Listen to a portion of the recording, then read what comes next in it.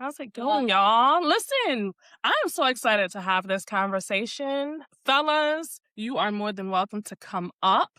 First of all, let's set some ground rules. If you do come up, understand that this conversation is not about bashing one or the other. We're trying to get an understanding when it comes to dating. Have an understanding, but we would like more clarification and things like that. That's why it's called Dating 102, because we're past 101, right? So if you do come up, definitely just be respectful of the conversation and interact. Have something to say when you come up, like have something of substance when you come up. If you are not going to come up and you want to watch, please, you are more than welcome to do so. Drop something down in the chat so we know who is out there with us. Click the likes. Okay, let's get the likes going because we're doing this for all of you, not just us, right? So, my name, that's who it was, directed by Ray. My name is Simply Bree, and I am a podcaster. I am a content creator, an artist, a writer, entrepreneur. I do some everything. And that's just me. And then I'll let Ty introduce herself to you guys. Hey y'all, my name is Ty the matchmaker, and I'm a matchmaker, dating coach, and yes. So we appreciate you guys in the chat taking your time. It's Saturday. The day is going by so freaking fast. My God. some laundry, grocery shopping. And now I'm just waiting for the snow to come. If you're in the East Coast, we just wait. It's supposed to come at 3 a.m. Girl. So Sunday we'll all be. I always find it so funny how they be like, oh, it's going to be here at 1:32 in the morning. Did it tell you, hey, this is what time I'm going to be stopping by? It's Here, where it snowed. Yeah, you guys drop your locations in the chat so we know where you guys are at. Okay, level up, sir. Level up. While we wait for Oklahoma. It snowed? How many inches y'all got? So, Ty, what are we talking about today? Reciprocation. Wasn't it a reciprocation? I think we mentioned something last time about reciprocation offline. Reciprocation is very, very important in a relationship. And like a give and take. And it's equally important when you are dating. My gosh, I can talk forever about this. I kind of feel like what a lot of people have been experiencing is more so, what can I get from the situation?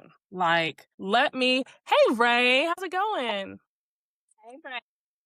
I think he's connecting right now.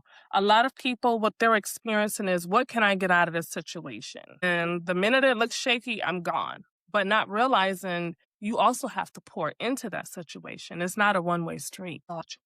One-way street. Yeah, it's not. I hear my. Sorry, can you hear me now? Yes. I hear you. Ray, where are you located? Detroit. Is it cold up there? Very. We're in the middle of a polar vortex right now. Wow.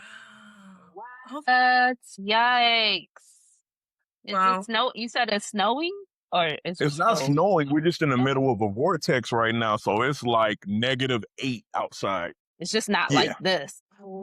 So what we are talking about today, Ray, around, of course, dating is more so the importance of reciprocation, because I think a lot of people are under the impression that, it's important when you are in a relationship, but they forget about the same importance when you're actually getting to know someone. Like, we can say until we're blue in the face how important communication is, but if only one person is pouring into that conversation or even pouring in the effort, then someone else is going to be burnt out, literally, just by the labor of trying to keep everything together. And that's just getting to know. No, I agree. I always go to this. I think Chris Rock said it in his stand-up, Never Scared, if I remember the stand-up correctly. But it really wasn't a joke. It was almost like a bridge into another joke. But he always said that relationships are easy. People just make them hard. Like, if I need to move a couch, it takes me and you to both move this couch. Right. And if I'm just the only one doing the lifting, the dragging, the pulling, it's going to make moving the couch a little bit more difficult if you just standing there and not doing anything. And I think have this odd misunderstanding of how do one pour into somebody else, and are you doing your part to pour into me? I can continue to pour, but if you're not doing nothing more for doing anything for me back, it's almost basically just a one-sided kind of a relationship. And it can be very draining. And I can completely understand, even with how women are just genuinely just nurturers, that they will pour, pour, pour, pour, and then feel like I'm not getting nothing back.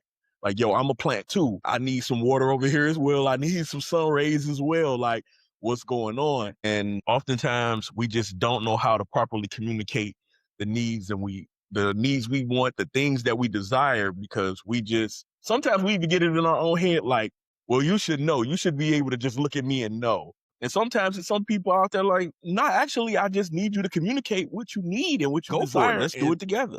Right. Yeah. Because the way that you may have poured into the relationship with an ex may look different with someone else. Some people might not need a lot of communication. Some people might just get into that go mode and they just pick up where they see things are needed instead of having to be told. And then you have others who you have to drag them like a dog, drag you to the spot and say, this is what I need you to do. So let me ask you, Ray, when it comes to your needs, how does that look? How does the communication and you expressing what you need in a relationship look like? All right, it's a two-part question for me, because the first part, I didn't know how to express myself back then. I didn't know, because I didn't want to be that person that seemed like I complained about everything. So I would just go with the flow. Okay, like, my time will come, like my desires will be met. I'm gonna just go ahead and just chill in the cut. I'm gonna put me on the back burner for you. You ain't gotta put me on the back burner. I'm gonna put myself on the back burner for you. Yeah, that didn't work. So when I started expressing myself, then it started to be understood. Like, okay, well, this is what I need from you. This is what I would like. This is what I would like if you would do for me, so on and so forth. Because I've always been that person that's like, hey, what can I do for you? Like, I'm on specifics. Like, yo, tell me and I'll do it. And I always put that out there, like, hey, I know it's cute that you got a mind reader for a man, but I don't catch all hints. So if I'm not catching it, let me know I'm not catching it. But if I do catch it, I catch it. Right. So I started just expressing myself and saying, hey, this is what I want. This is what I need. This is what I desire. And then it started to be a little bit better in the relationships that I did have. Other times it was just on some, nah, well, you say you need that, but no, this is what you need. That kind of thing. And I'm like, nah, that's not what I need. So to me, I just think that we have to do a lot better with talking, because when you look at even babies, they don't know how to communicate, I'm hungry or I need to change. They just cry. So then it's like you basically just put it together, like, okay, well, around this time he or she was hungry, so they might be hungry right now, or they need to be changed, or so on and so forth. But it seems like, as from babies to kids, because kids will tell you when they're hungry and all that, Right. to adults, now as adults, we don't say nothing at all. It's just like, yo, my spouse better know. And I'm like, that's kind of like a reverse. How do we get so grown to the point we don't even know how to communicate with our significant other, or Right. don't want them? We just want them to read to communicate. Yeah, it's like a lost form of what is it, like a lost act almost, where we are taught growing up to express yourself. If someone does something to you, you got to speak up. If you don't like this, you have to speak up. If you're being bullied, you have to speak up. But then when you do become the adult, you stop speaking up. And that goes all across the board. So I'm wondering why, but part of me feels like maybe if I tell you something that I don't like that you're doing, is going to push you away. So to prevent pushing you away, I'm just not going to say anything. I'm just going to put it on the back burner and deal with it. And I feel like a lot of guys and women go through that. A lot of people go through that. Ty, what do you say? Yeah. Wow. There's a lot. I've just been writing. So Ray, you definitely said a lot. So a lot of what I'm hearing is first about being equally yoked with someone, right? So having someone who can be a helpmate to you. I always take things a little biblical, but that's first. And then when we talk about communication, oftentimes I say that men communicate with their actions and women with their words, right? So I feel like a lot of women are, because we have girls we talk to, so we talk. Some women talk a lot. You hear that from guys, right? Like, oh, she talk a lot. But but that's the thing. So we communicate through our words and communicate through their actions. And so that's one thing to just keep in mind. So for both parties, men and women, it's about listening. It's about listening to what the person says. So to your point, Ray, I've definitely seen like where people say, I want this. And then the other person's like, well, I'm gonna give you this. Mhm. It's like, you're not listening to me. You're not hearing what I'm saying. So just not give people what you want to give them. Because I've seen that where it's like, I do X, Y, and Z for him or her. And then it's like, yeah, but she was actually asking for A, B, C, not X, Y, Z. So you exhaust yourself. So just like watch out for that. So is that person giving you what you're asking for? Are you listening to what they are asking for? So that's really important. And just listening, communication and listening in a relationship is really important. No one is a mind reader. So communicate what your needs are, be clear about them, and withholding them because you're afraid you might spook somebody off or you might break up or whatever. That's not honesty, right? To me, love is honesty. And you need to be honest about that person, with that person. So if the person is telling you, hey, this is how I feel, this is what I'm going through, this is what I would like from you. If that in itself just makes that person go away or stop talking to you, well, then that's not the right person. And those things are hard to kind of to deal with. So people slow walk those things, but that's inevitable. It's going to come out anyway, whether you say it today or the next week or 5 years from now. So I say, save yourself the heartache, save yourself the time, and just be completely transparent, especially when you're first meeting someone, Yeah, I'll stop there. I have a lot of thoughts. But yeah, I definitely understand communication, being equally yoked, having a helpmate, and listening are like a lot of key pillars when you're in a relationship and dating and being intentional and dating. Right. So just to bring everybody up to speed who just came in, first, thank you guys so much for joining us. So today we are talking about reciprocation and the importance of it, not just in relationships, but also just in dating. Like when you are getting to know someone, what does that look like? Because it might look different to me versus to Ray versus to Ty. What does that reciprocation look like? And is it more so an expectation that we should have set, or is it just something that should come natural? You have some people they're not used to someone listening to them. They're not used to someone allowing them to express themselves, right? And so when you come across those people, it may become frustrating because it's like you have to teach someone, hey, this is what healthy communication looks like in a relationship. This is what pouring into getting to know someone looks like. And so I wanted to go back to something that Ray was saying. When you mentioned the complaining, I made a note to myself. What does expressing yourself versus complaining, what does the two look like? Because how will you know if you're expressing yourself versus if you're truly just bickering? So I think it's almost like a 50-50 because you don't know whether if you're saying it too often to the point where it sounds like complaining or if you're trying to make sure that your partner get the hint. So you can say it once or twice and then be like, okay, I think I said it enough. Right. Then you could be a person that's like, no, I got to repeat it over and over and over again. Right. So you can get the point. And then sometimes it's like, okay, if I said it once and you didn't catch it, then that's going to be it because I don't want this to turn into more than something even what it is. Right. It really depends on like the person that you're with and how you choose to communicate. Because sometimes it is people that's like that. Like you may love the person, but it may take a couple of hint, I got an idea. like, and or you may just be that person that's like, yo, my patience is thin. I'm telling you what it is, and if you ain't catching it, then you gonna end up being left on the curb or whatever. And Right. because as we get older, we all start to notice like where our patience is thinning out and having to explain to your significant other something that you need or want, or hey, this is how you should handle me, or how you should take care of my heart that I'm relinquishing off to you. So I think that's where the communication needs to be had, where even when you first meet a person during that first date, like, yo, this is what I desire, this is what I want out of a relationship.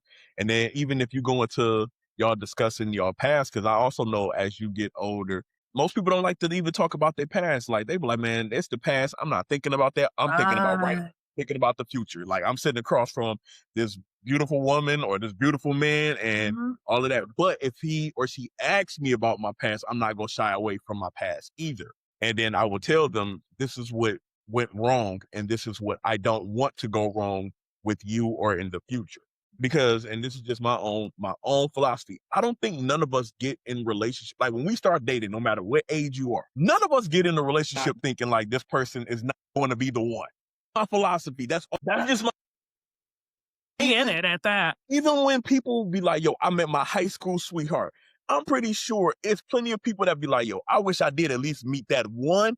And I don't have to continue to date all these other people and get to know all of these other people that's taking up space, taking up my time, taking up my energy, taking up my sensuality and all of this other Mhm. kind of stuff. I wish I could have had just met that one person when I was younger and was bright-eyed and bushy-tailed. And now, even though I'm older and I still crave love, I'm like, I ain't bright-eyed no more. I'm like, what the hell you want? Like, what is your Right. motivation? So Yeah. to me, I think, and I've always said that that's just my philosophy. Nobody gets in a relationship to break up.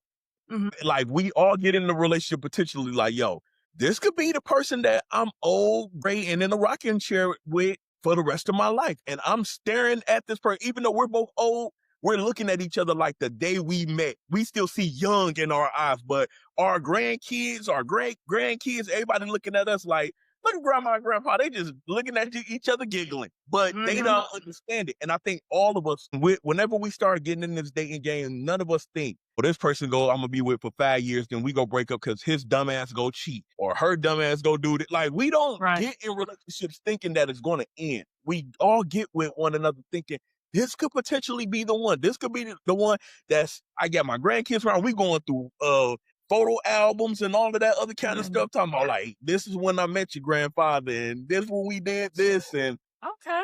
Well, listen, yeah, you are true. No one gets into a relationship like, yeah, this is not the one, but I'm just going to stick around anyways. Like, I ain't got nothing else to do. Let me just see how it goes. I want to welcome our co-host, Jackson. Jackson, sir, thank you so much for joining us. How are you? Pretty good. It took me a minute to figure out where things were, but we got to figure it out. Oops. Okay. So today we're talking about reciprocation and the level of importance when it comes to reciprocation in both, not just relationships, but in dating as well. And so the question that I had asked Ray prior to you coming in was, how do you know, or what does communication look like when you're expressing yourself versus when you're complaining? Like, how do you know if you're actually complaining or if your partner's actually complaining or if they're actually just expressing themselves? Oh my goodness. Yeah, that's a good one. Hold on. So this is Ray.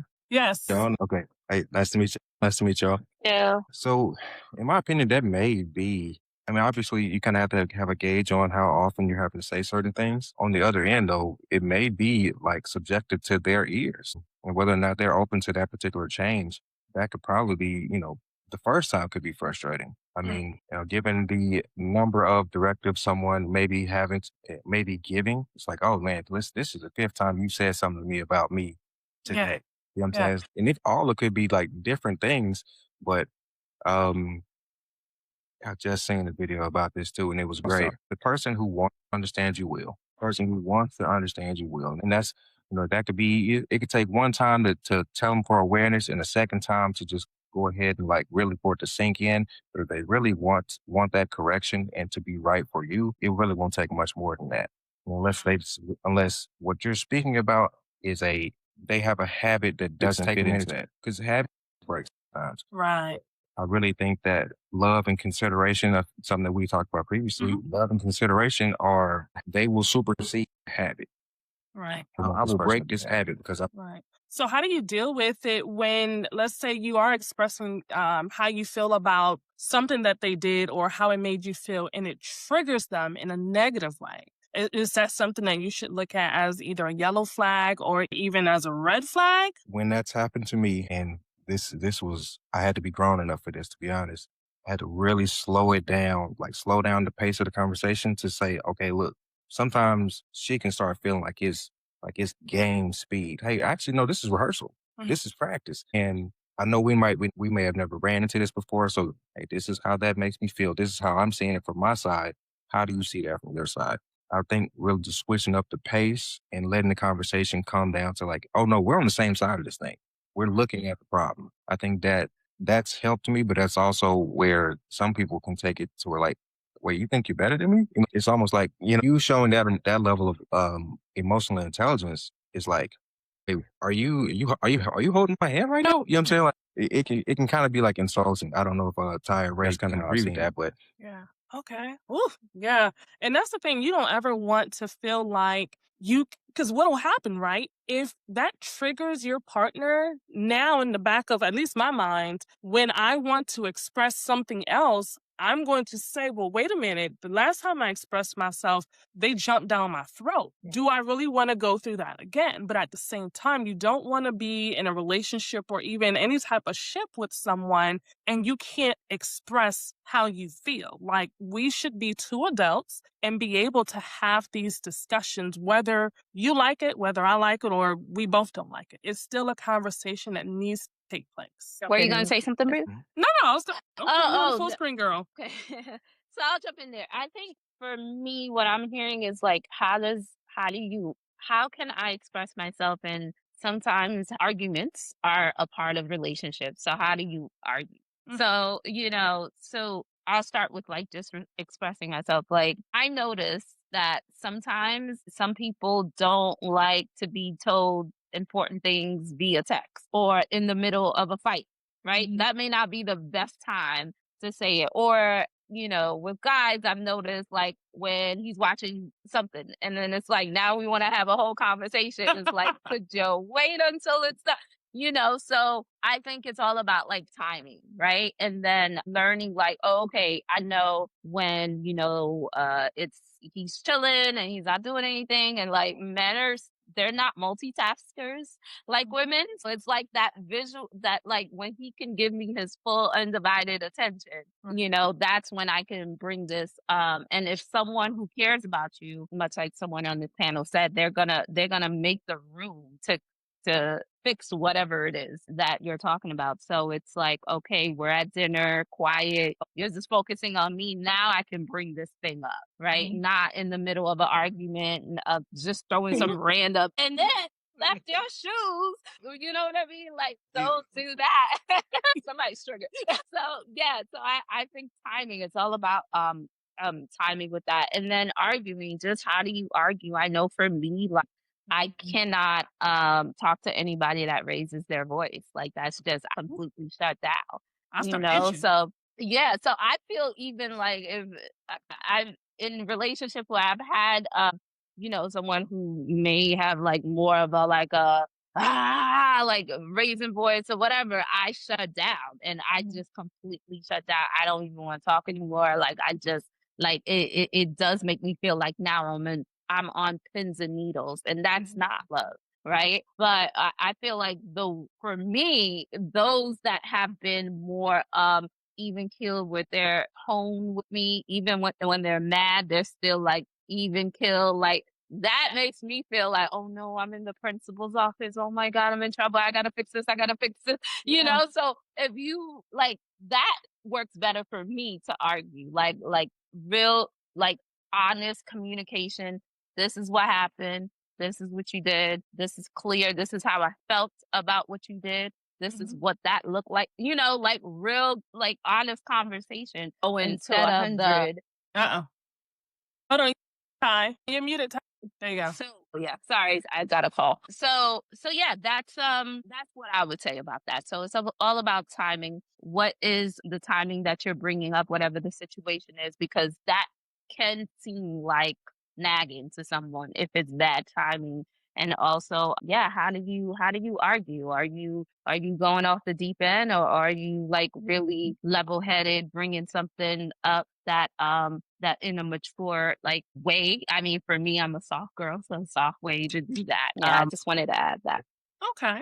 Now, while we got you up there, right? Because Ray also mentioned this in one of his responses, past relationships. So, in getting to know someone, at what point, if at all, do you feel the discussion on past relationships should be had? It should.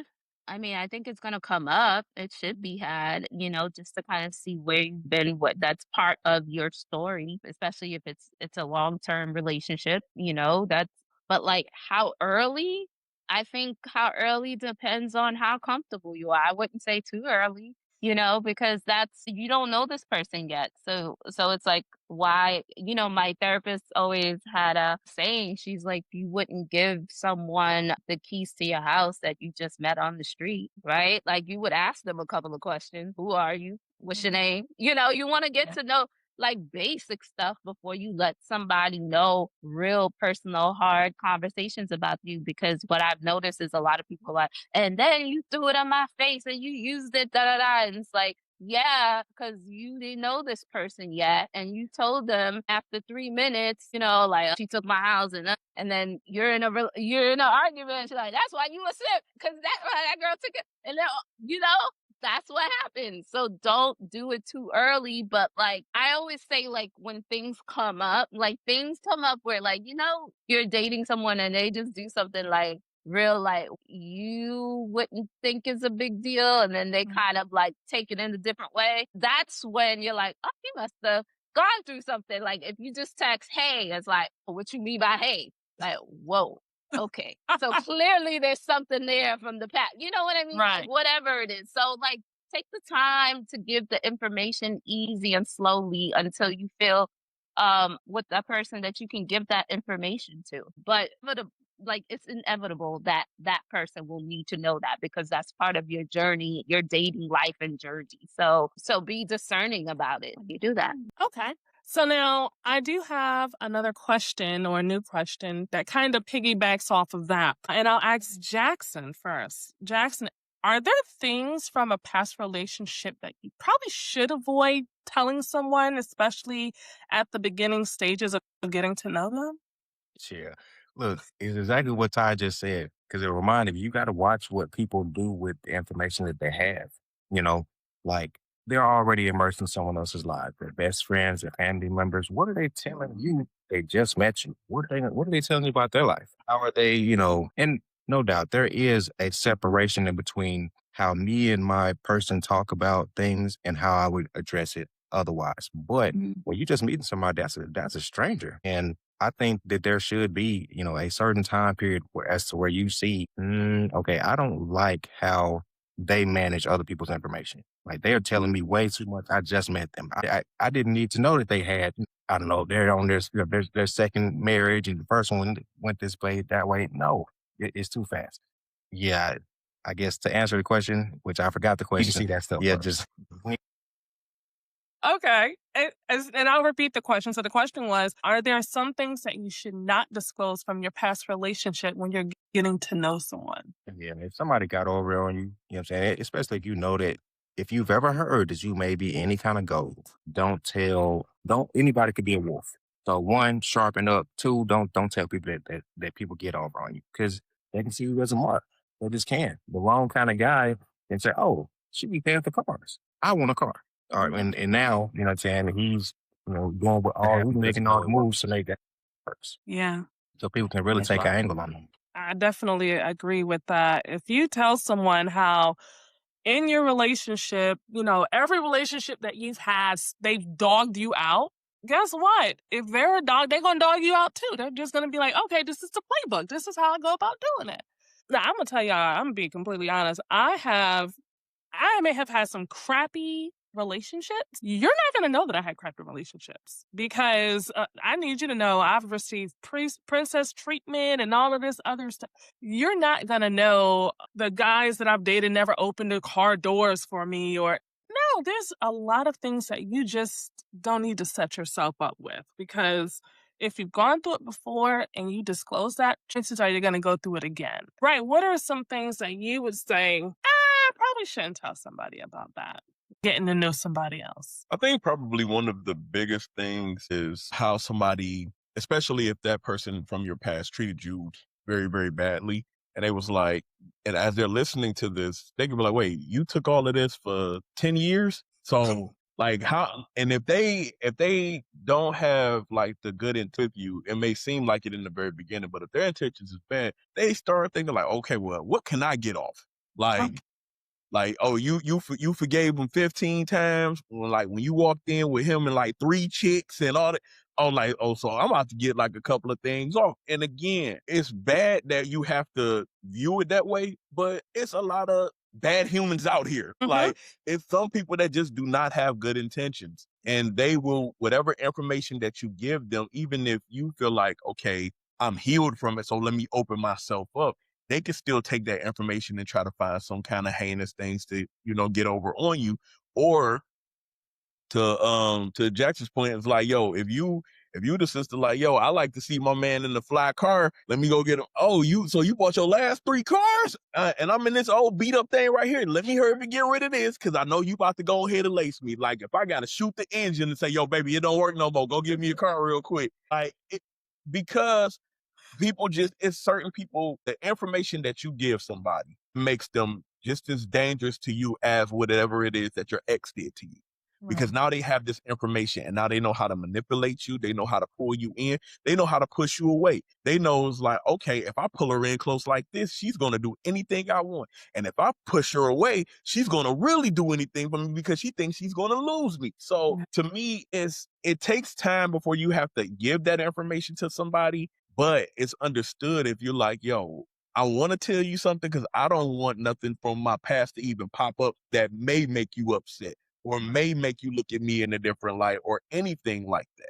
So it really depends on, again, like you said, getting to know this person. Like before before I give you the keys to like my home, or before I give you the keys to my heart and how I think, it's going to be a minute before I can even give you that. And then as we're getting to know each other, it's so much other stuff we could be talking about before we even get to that. Right.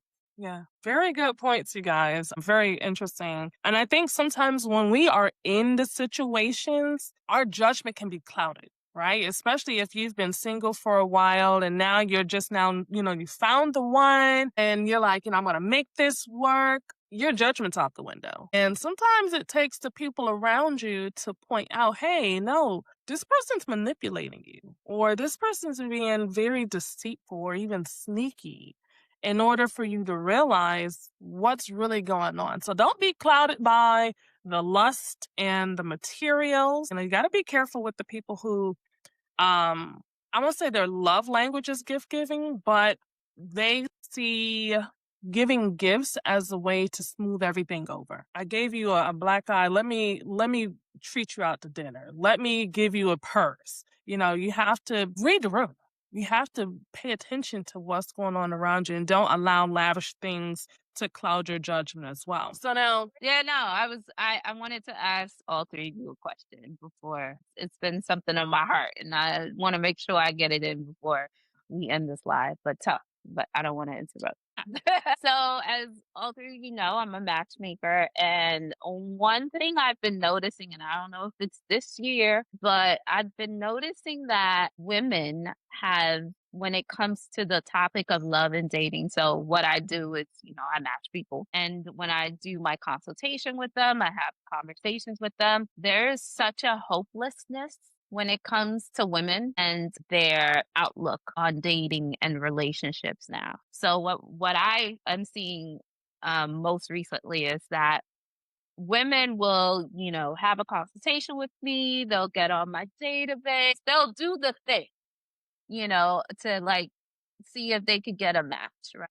Uh, but they have such a hopelessness about it ever even happening. And then with men, they'll talk to me to death and never get on the database, never do any actual like action behind it. And when I ask them why, they're always so negative.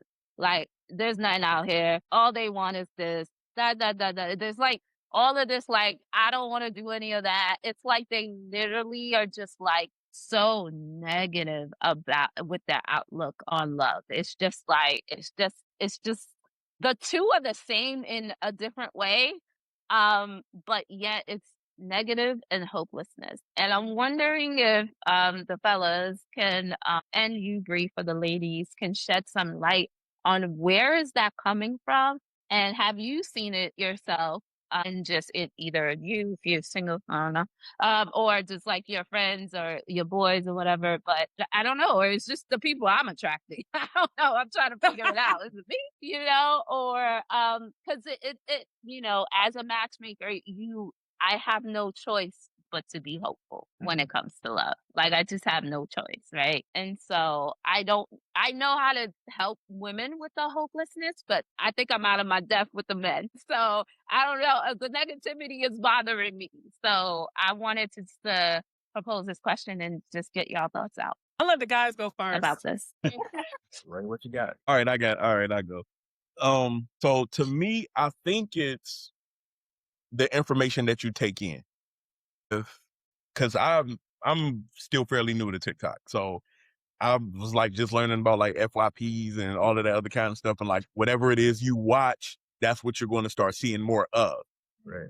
And I think it's the information that we take in. If all you see as a man, if all you see is a video here, a video there about the negativity of what it is a woman is doing to a man, it's going to instantly turn you off to like, should I be dating? And I was having this conversation with my homeboys maybe like 6 months ago. We have this thing now at our fingertips where information is coming to us faster than how we used to have to look at like encyclopedias. And if you're old enough, you know what an encyclopedia is. So it's like we have so much information that we constantly get. So now when it comes to relationships, how often do we hear about successful relationships? It's always something negative. No matter if it's a celebrity, no matter if it's somebody near you, no matter if it's somebody that you don't even know, it's a constant, can you top this negative struggle? Like, yo, let me tell you about this woman that I went out on a date with. Let me tell you about this man that I went out on a date with. And the more that you hear it, especially as a guy, you start thinking, like, okay, is there really anything out there for me? Like, I'm just constantly hearing negative stories. So then you start you start getting your own head like, well, damn, I don't want to get out there because I might end up meeting somebody I'm going to be that next negative story. So we constantly hear this negative stuff, the constant bickering back and forth, especially within our community. I say it all the time, the whole black man versus black woman thing. I tell people, I said, for a minute, get off of this, go look in the real world. We not battling like that. It is actually happy black couples that are married, loving each other. I'm an assistant manager at a gym. I see old couples coming in that mud every day, getting it in. They've been married 40-something years, 50-something. And I'm like, but we see this and we get this information on the internet all the time. And then it's the shows that we have. It's the podcast. And everybody don't need a damn microphone. So it's like, you constantly hear this negative stuff. It poisons you. Like, you don't realize how much it poisons you to your view on relationships, your view on people, your view on everything. Because if you constantly hear negative, you go trap yourself in the house. You basically make yourself an introvert without making yourself an introvert. And I can even use me as an example because I was that person that went out a lot. But as I started getting older, the guys who I grew up with or went to high school with, they were all ended up, no longer breathing. And then it freaked me out. Like, dang, do I want to go to the club? Do I want to, I can't even go to the club and have a good time without something possibly happening to me. So let me stay in. So it's like, if the information you constantly get when you're on social media is always negative, it may make you feel like, dang, do I really want to date? So then they'll probably come to you, Ty, and they'll ask you the questions, but then they don't want to pull the trigger. Cause they're like, okay, I know she a matchmaker and she could possibly like find that one for me, but then I don't even want to try because it may be bad. So the bad started to outweigh the good. And that's why that's why it feels like these guys, they ask you all the questions, they give you all the information, but they'll never pull the trigger because they scared. Yeah, I have to kind of I agree, especially with that first part. Your algorithm is made up of what you already agree with most times. Unless you're some kind of contrarian or you're finding things come to you that you're arguing, debating. That's a whole nother thing. But for the most part, our same as our minds. And in a lot of ways, these guys are creating their own reality. Now, sure, you could be right. You could be right about, some ladies, oh, they only want me for this, or they're only dealing with this type of guy. You could be right about those types of ladies. Sure. But just like Ray said, there's plenty of examples out here that there are real, happy, I'm saying, married, or otherwise couples. There's visible examples. Some of this shit is very much an online problem. So I would encourage them to get offline. Like, yes, there are some realities about women that will upset you. Sure, be upset for a little while, but find understanding as well. Understanding is more important than emotionality. So that's what I would encourage them to do. There's really nothing else to really offer there. It's here. It exists here first. So does the results. Changing your mind changes your outcome, and that's how I live. I would encourage. So I remember one time I used to go to this Walmart, and it was, how they usually have a greeter at the Walmart entrance and exit. And it was this older Black man. And I remember I was telling him, hey, I'm a podcaster. I talk about Black love and relationships. And this was years ago. And I was telling him how it seems like, because same thing even now, it seems like that's how I felt. Black men are afraid of marriage and commitment. And he said, what? He said, let me show you something. And this man asked every Black man that walked through that door, hey, what's your thought on love and marriage and commitment? And every Black guy, young and old, was like, I would love to be married. Or I'm already married. And he was like, listen, Black men are not afraid of commitment. They're not afraid of marriage. They want that. And it goes to the point of both Ray and Jackson. What we see on social media pushes an entirely different narrative. And I feel like it's intentional to keep us battling one another. Because if you have a power couple, if you have a strong Black man and a strong Black woman, that's fearful. You're unstoppable when you have that type of power connected. But if you keep them apart and you have them fighting against one another, then there's no threat. There's nothing to be worried about. Another thing that I also believe is that, yes, we all have these bad experiences and, failed relationships, failed marriages. But what were you really pursuing to begin with? Did you see that this person did not align with your morals or even with your, religious background, and you continue to pursue them? Because at that point, you set yourself up for failure. We hear it every time, I hear it as a woman, how, women don't want nothing. They want a guy, he got to be 6 feet tall, he got to make 6 figures, he got to have a big this and that. And it's like, that's not all women. Like, we all are not pursuing that. At the end of the day, we want someone who is going to love us unconditionally, support us, support my goals, support my dreams. Because if I'm happy, then you best believe this relationship is taking off. We don't want someone who is in constant competition with us. And the same thing with guys, like, look at the women that you're pursuing, or even the women that you're attracting. Are you going after women who are going to uplift your life, uplift your career, pour into you as a man? Or are you going after women that look good on your shoulder, that look good in the pictures that you're posting online? I think once we remove that, the level of physical attraction, and you start looking at the long term, then we can start to have these better outcomes. But right now, and it's with anything, the squeaky wheel gets the grease. If you complain, guess what? You're no longer the only one complaining. Everybody else is complaining too. Woe is me. So I sometimes feel like people just don't want to do the work.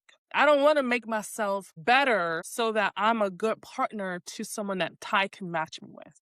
I don't want Ty to try to match me with this person because I'm all right where I'm at.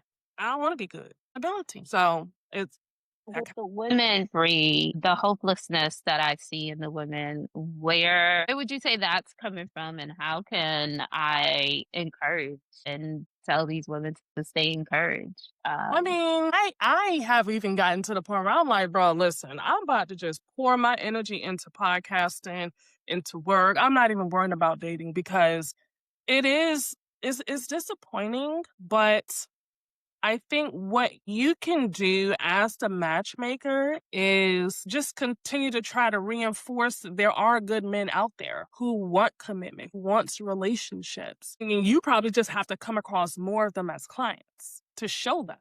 Because telling versus showing is two totally different things. Guys have to want it just as much as women want it and actually put in the Full effort, like stop. actually do it. Like take One he of got his finger up. the Oh, thought, Jackson. come on, brother. Reminded me of something that I watched and it was really good. It's kind of like a sales tactic, but it's really in this way we're just trying to bring people together. If I wanted to invite Ty somewhere and I knew it really ain't Ty's thing, if I say if I got Ray and I got Bree coming already, she's more likely to say she's coming. Mhm. And that's more or less what you're doing and you're selling. You're inviting people. You're inviting a person to where other people are, and you just have to tell them how good it is over here. So, oh yeah, yeah, I know you're looking for this type of guy, this type of guy. Listen, I have that guy in 2 different flavors. Meet these guys over here, and that would just encourage them. And it works the same way for men. It's, oh, you have how many you say that I can meet? This many possibilities. They're really nice. They're this and that. So if you're really selling them on their best, they see like even when they actually get to meet and communicate. Because I don't know that part. But you can say, man, this is what Ty was talking about. Yeah, she is really this. She is very that. He is this.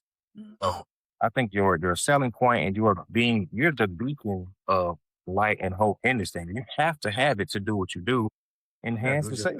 Yeah, it's just hard because even when you tell the guys, I mean, I get one or two things. Well, let me just date you and get it over with, right? That's not an option. So, so then I'm like, no, trust me, like I have them, and like I don't really think you do. Yeah, you might think you do, and da da da. So it's been like pulling teeth for that. But I will say this, Bree, a thought came to my head when you were talking because one of the thought leaders in just talking about men in general, Scott Galloway, whose book I'm currently reading, and I just saw a TikTok like short that he did during an interview, and he was saying how like relationships, and I feel like I've heard this numerous times, but he was like relationships really benefit men more than they benefit women, and men actually need relationships. So, because he points to exactly what you just said, Bree, like what? If I don't find out I'm good, I have my podcast. I got my like women get into so many other things. They got their girlfriends, they go to brunch, they do all of this stuff, right? And then men, we've heard or seen like the issues that's going on, especially around young men and the manosphere and on the internet and listening the information that they're getting, the negativity that they're hearing and they're consuming. That's what they do with their time when they don't have anybody, right? That they get insular. They go in and idle mind is where the devil's playground is, right? So for men, relationships are great because it's like, oh, I got a girl now, I gotta go to the gym a little bit more harder. I gotta get a job so I could, pay to go out to dinner with them. So having a relationship actually motivates men. I go back to the old times. Last time we talked about this, Bree, you laugh, but God was the first match. Okay, like he was, and he saw Adam, and he was like, he can't do this alone. Men need relationships, and that is the truth. And I'm not saying that they'll just die without it, but if you look at statistics, widows live longer after their husbands die. Widowers die right after their wife died, right? So it's just it's just a thing that I'm just like, back to Black love and all of that stuff. It's like, it's not only like just talking about Black love. Relationships are not only something that's biblical, it's something that will help bring money into the community, elevate us as a people. I'm just like, we all need to kind of, as negative as men are about it, I take your point because I think it's true. Like the information that is being consumed. But what we're not hearing is that actually that girl here, like rejection is a lot that men deal with. So that's another thing I'm kind of like coaching some men through. Like, here's the way to, like, rejection is inevitable. So like, you're gonna get rejected. Like, here's how to, deal with that. It just feels like it's a bigger pool. A pulling of the teeth with men. Women will show up because at the end of the day, they got their girls. I read this article about 7 Japanese or Asian women who bought a house together to retire in. They never got married. They're like they're gonna be okay, but all the women would rather be in partnership. And so they are there waiting. And I just feel like, yeah, the pulling of the teeth with the men they're gun shy. And some of them I feel like it's because they're not ready. They don't feel ready in many ways than others. Others are just like, I tried it, I'm out, tap it out. And so there's a lot of reasons why, but they're so negative with it and it's hard to even get them out. And then, like I said before, but the women, although they have some hopelessness, they will come. They will come. They will come out. But I think I would definitely try that, Jackson. I think like just bringing them together and just saying like showing them the good type of women that I have will help. But yeah, this is really good. If y'all have any, Yeah, Ray has. I don't know about what I said. So a couple of things. First, I will always say that when women have a community together, it really shows. For instance, the example you use of the Japanese women that bought the house together or whatever. To me, it's like, okay, that's dope. And me and Jackson, like we heard it and we didn't flinch. Where it gets weird at is if it was reversed, you couldn't hear that. Cause it was like, okay, yeah, 7 men went and bought a crib together and was like, yo, we just go retire in this crib. People will start that like, that doesn't make sense. That men are always. And because I think, especially with the rise of social media, the internet, everything is almost aesthetics. Everything is almost aesthetics. It's like I tell people, I have the same friends. We're going almost 30 years strong. Literally, we almost like brothers. We done argue. We done damn near fought. We done stopped speaking to each other for a year after an argument or whatever. But we still the same friends. And I tell people, I said, y'all joke like, but when us black men, when we got like a core group, we have a core group. I'm like, I remember skipping school with these guys. And the stuff that we did when we skipped school wasn't nothing nefarious. We would play the games. We would talk about one day being married. Yes, a group of black men in high school in the hood of Detroit was talking about being married, was talking about being at one another's wedding, was talking about our kids growing up together. All of those kind of things. I mean, me and my homeboys even joke to this day about like, if we all could buy a cul-de-sac and it's like we all neighbors. So to me, it's how we view the world. And yeah, I think statistically you did point that out, that like after a woman's husband goes, like she does live longer and so on and so forth. And the man do want the relationship because sometimes when he's by himself, he's like, what do I do? Especially if he don't have nobody to look around. Like even with me being single, I had basically refocused myself back into everything that I love doing. Because when I was in a relationship, it was literally me in a relationship. So it's like the minute you get out of it, it's like now you got to figure out, okay, how do I love me again? What do I enjoy doing? What can I put my focus into? And sometimes some of us men, we just don't know what to do with that because the only thing our identity do become just the relationship. And it's like, okay, what do I do? Like, do I call my boys or do I even have friends? Some people don't know, some men don't even have friends. And so it becomes almost like a death sentence for them when they're trapped in their homes or not doing anything or not at least just going to see the damn sunset or see the sunrise. And so even to something that you had said earlier on, people no longer date to be a couple. They date for the aesthetic. I don't know none of these people on the internet, but the minute they see me posting my man or my woman, I'm like, to Yeah. get all the likes. These people don't know you. They don't know you. It's just literally the aesthetic of it. And the same thing that even when we see with celebrities, like I've never been a fan of I'm glad they stopped using it, even though it's still around a little bit, the couples goals thing. Like you see these celebrities like hashtag couples goals. You don't know what they doing behind the scenes. You don't know what they doing behind the scenes. And a lot of people, I have a fond memory of how the internet used to be. But a lot of people, they probably scrubbing it off of all of their pages, probably deleted their pages.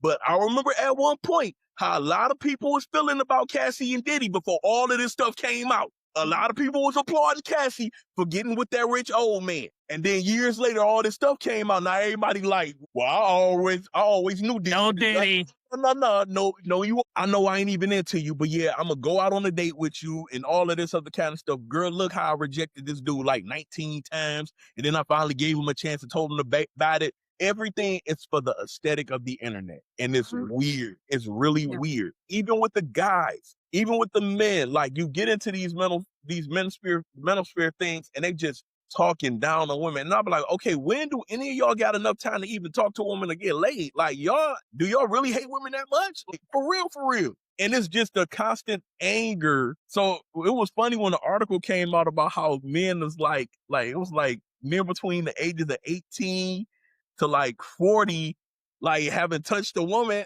I was like, okay, that makes sense. Even to use the homeboy as an example, Nick Fuentes, when he did the interview with Piers, and he came out and said he never had sex. I was like, and I ended up leaving a comment. I said, it all makes sense now. Like, I genuinely was like, something about him just not clicking. As soon as he admitted that he never had sex, I said, it all makes sense now. Everything he does and says, it all makes sense now. And that's the thing. It's like y'all get together and start blaming people for the stuff that y'all choose to do. And then everything is for everybody else. I just met Jackson. But chances are, let me go get the most finest woman so I can see if I can get a like from Jackson and throw it on the internet. Like, yo, did Jackson like that picture? Oh, see, yeah, I got him. Anything for aesthetics, man. And don't nobody try no more. They don't do anything no more. Everything is just to be aesthetically pleasing for the next person. That will I understand. Yeah.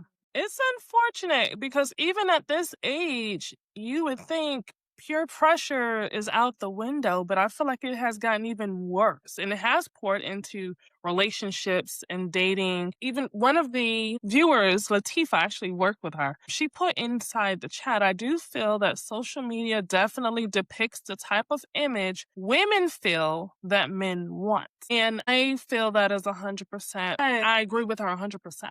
Because some of us may think we know what a guy is looking for in a woman. But then when you look at how guys are reacting to certain types of women online, it's like, okay, well, maybe he doesn't want a good woman. Maybe he doesn't want a nice, wholesome, educated woman. He wants a stripper or he wants someone that's ratchet.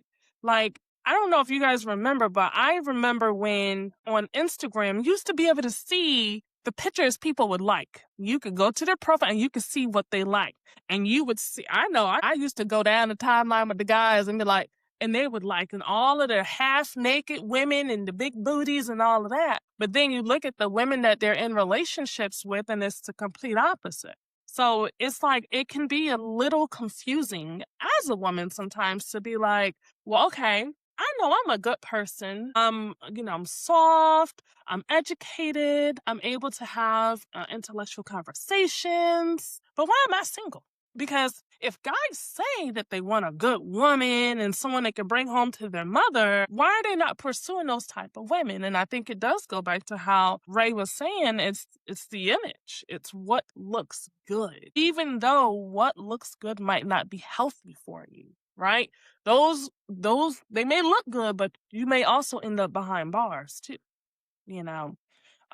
So this is definitely a conversation that we can have until you're blue in the face and still end up ending the live still confused, like, okay, what is it that we need to do?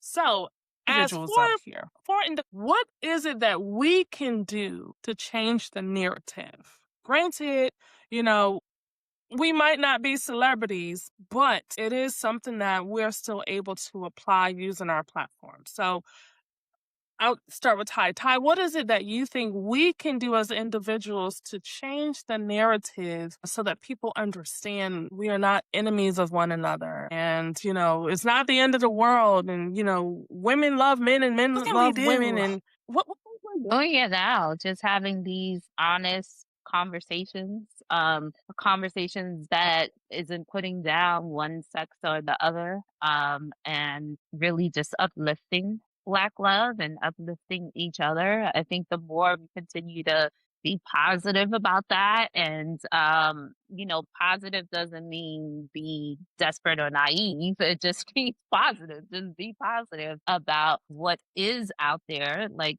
we mentioned earlier, there is Black love out there, what is out there, and then what is also possible. And so just continue to speak life into the situation. I'm in the trenches doing my part, trying to get people matched up together. As I mentioned, even when I see the hopelessness or the negativity, I counter it with some hopefulness and some optimism, and just keep doing that and make sure that the images that come across your feed is positive, and repost them and tweet them out and do all of those things. And most importantly, like we mentioned, just go outside, take a break sometimes, go outside, go actually meet a nice woman. I'm all about the solo dates, and yeah, I won't do match coaching right now. So that's what I say. Just spread the love. Jackson? I have to say the same thing. Like, we have to exist more in reality than we do online. And that includes where we get our news from, you know what I'm saying? As far as like how people are dealing with women, there's always a viral something out there. She kicked him out. He kicked her out. I don't watch that mess. I don't watch it because I don't want it penetrating here.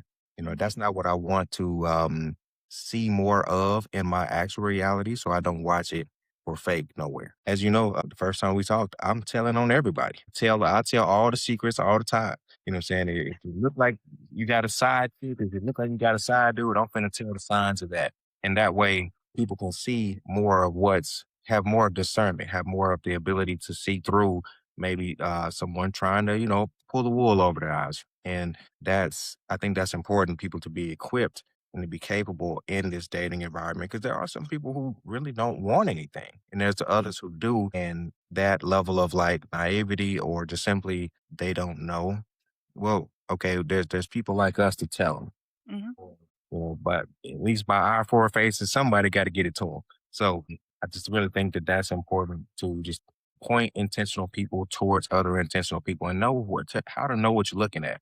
So that's my contribution, how I see it. All right, Ray? Awesome. I mean, one of the biggest things I think we have to do, because I know people use it a lot as a phrase, but it needs to be actually used.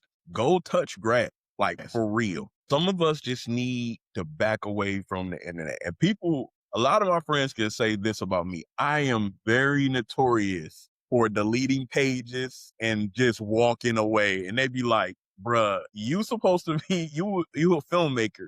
How people gonna know who you are if you can just keep switching up pages? Now, the last time I will admit, and me and Bree had this conversation back on Threads, I was fighting to keep my Instagram page before I got banned, dealing with the Trump supporter on Threads. So I was mad because I had built up that Instagram page and like my films and everything was on there. And I was like, when I got banned, I was like, I can't. But anyway, I ended up on TikTok. So, and now I do have a new Instagram page, but to me, it's just, man, we have to get back to reality, man. We have to go outside because it's not always negative. It's not this constant bickering and constant hatred and all of this other kind of stuff. And again, it's whatever you consume, you're going to constantly see. So if you're consuming negativity, you're going to constantly see it. Like when I scroll through my FYP page, I'm either seeing something positive about relationships, I'm seeing anime, or I'm seeing filmmaking stuff, because that's what I like. So if you're constantly seeing the negative over and over again, it's going to trigger you and make you feel a way even when you don't even realize it. It's going to make you feel a way. It's no different than if you constantly see, recipes or something, or somebody always cooking something fly, and you be like, you know what? Let me try that. Let me save this recipe. Let me go. And people don't realize how easily when you consume stuff, how much it does to you, how much stuff you take in and what can it do to you. Like that energy is real. And when you constantly take in negativity, it starts to make you feel bad. It starts to make you, and then you will even try to make up stories that didn't even happen just to feel like I need to get it out or say something. And it's weird. It's weird that we do that.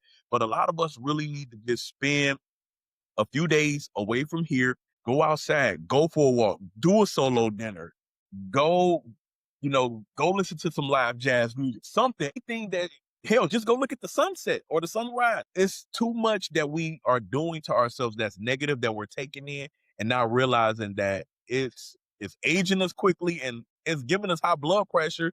And we don't even know these people. We don't know why we're angry at the Pop the Balloon show. We don't know why we're angry at this podcast and why this guy said this or why this woman said that and all of that. We don't even know these people, but we're angry, and then we immediately become everybody's enemy. Like now we want to be disrespectful to everyone. And it's like, come on, man, we gotta figure it out. Right. We just gotta get back to basics. Yeah, I definitely appreciate you guys for just putting that out there because, yes, we do need to touch grass for sure. I would say when you are having a conversation with someone and they start sounding like a Debbie Downer when it comes to dating and relationships, try to be that one to spin that conversation around. Let's talk about the positive. Let's not focus on negative because negativity is already all over the place, right? Anywhere you go, you're going to hear or see something negative, but be the one to turn that conversation around because it does definitely play a role with your psyche. I'm going to do some videos on how to clear your history